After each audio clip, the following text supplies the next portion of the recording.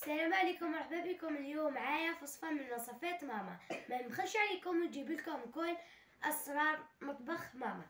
اليوم جيتكم بوصفة عش البطاطا.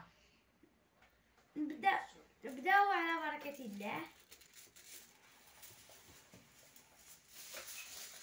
نجيب ورق ألمنيوم وناخذ حبة بطاطا متوسط الحجم.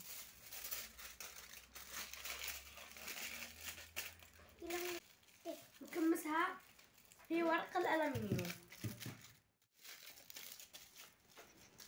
صدقوني هذه الوصفة بنينة بزاف، تقدروا ديروها في رمضان كوجبة ثانية. ماما ديرها لنا في رمضان وجبة ثانية.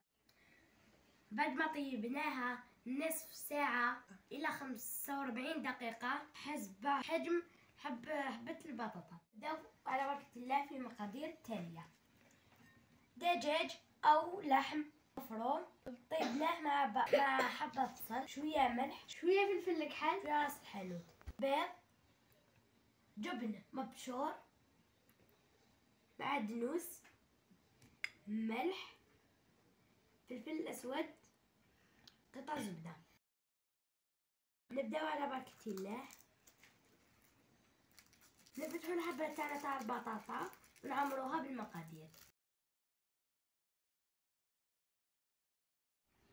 نجيب سكين ونقصها من فوق.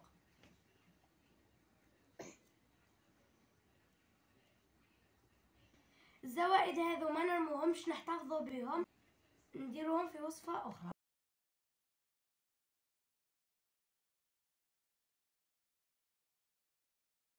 نتحصل على هذا التجويف.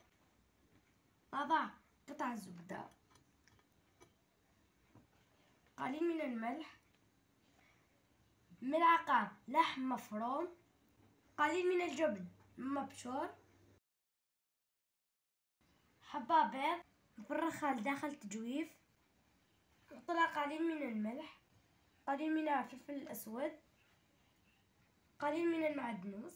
نحطها في الصينية وندخلها للفرن حتى يطيب لنا البيض. ما نساوش ندهنوا الصينية تاعنا بالزيت.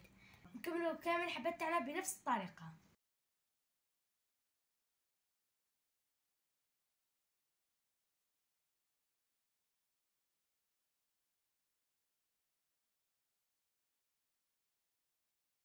ونديروها في الفرن مرة ثانية يطيب لنا البيض. هذه وصفة تاعنا تاع نهار اليوم، عش البطاطا. هذه البطاطا اللي فضلت لنا لبستها، قلت لها اللحم اللي بقى لنا والجبن المبشور. هكذا ما نرمو والو.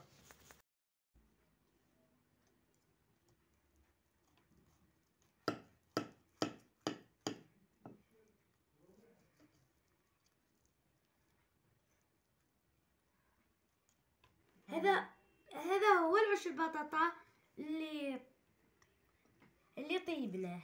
نتمنى الوصفة تعجبكم. ما تنسوش الاشتراك في القناة ودعمنا باللايك.